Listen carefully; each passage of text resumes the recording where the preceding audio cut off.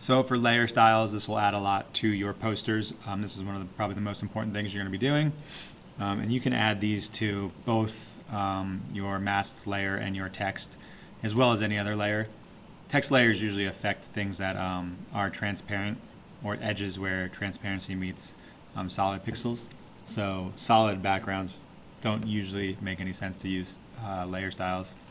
But the easiest way to do this, there's a lot of different ways where you can add them. You can go to layer, new layer styles. But the easiest way to do it is just to double click to the right or right above the text. If you double click the text, it lets you change the name of it. But right above or right below or off to the right will bring up the layer styles window. And here you can add stuff like bevel and emboss, strokes, shadows, glows, a lot of different things, overlays, which will just completely cover up your picture. So for something like your lizard or your foreground, some of these things don't make sense. It doesn't really make sense to bevel your person or your animal, but maybe something like a drop shadow might look good. You can always reset to default if you need to get back to the original, but you can change the distance. You can change the angle at which the light's coming from, how much it spreads. Maybe you want a different color. Right? Maybe you want the shadow to be green for some reason. So you can change all these things. You can change the spread and the size. So you can adjust where it is. If you want to make him look like he's flying or something, you can move it further away from him. If you can't see something, you might want to change the blend mode. So the blend mode has to do with what's behind it. So if there's white behind it and you have a screen, you won't be able to see it at all. So you might want to go to normal. You can also change the opacity of it. So this is just changing the opacity of that drop shadow, as you can see right there. You could do a glow or a stroke, and you can see that it just puts a line around it. So this is a white line, so you can kind of see it where the text meets it, which kind of makes it pop out a little more. Or you could obviously change the color of your stroke to make some different effects.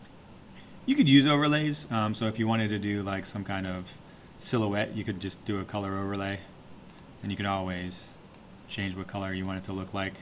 So this could be a cool effect that you use for your posters, and that's perfectly fine. And then for text, same exact thing. You can double click off to the right in the blank area of the layer palette. Here, things like bevel and emboss make way more sense. So again, if you click on the word or the row and not just the checkbox, you can start messing with all these different things. So you can make it bevel hard. You can change the contour of it, so you can see it kind of changes what it looks like depending on one of these things. You can make it look like it's popping out or sinking in. So you can adjust all these. You can adjust the color that that is affected behind it. So instead of black and white, you can make it kind of glow green on the sides where the shadow is. Same thing, you get a drop shadow. Right? You can go back to the default if you want to get back to the default. You can change the distance here. You can do a lot of different things. You can put an outer glow on here. So instead of, you can reset the default if you need to. You can also click on here and you can get different patterns. So maybe you want that like rainbow pattern. And notice this says screen, right? So again, if you change it to normal, you might be able to see it better. So you can play around with all these things. You can use a combination of these things. You can add multiple strokes on there if you wanted to. So now I have a black stroke and that teal stroke. And you can obviously adjust all these things. And the nice thing is you can always go back and change them. You can see what it looks like without the color overlay on the thing. You can turn all the effects off if you want. If you like the effects, right? If you like the effects on the lizard and you want to copy them, you can always just right click on the F of X and say copy layer styles. And then you can right click and say paste these layer styles onto this one.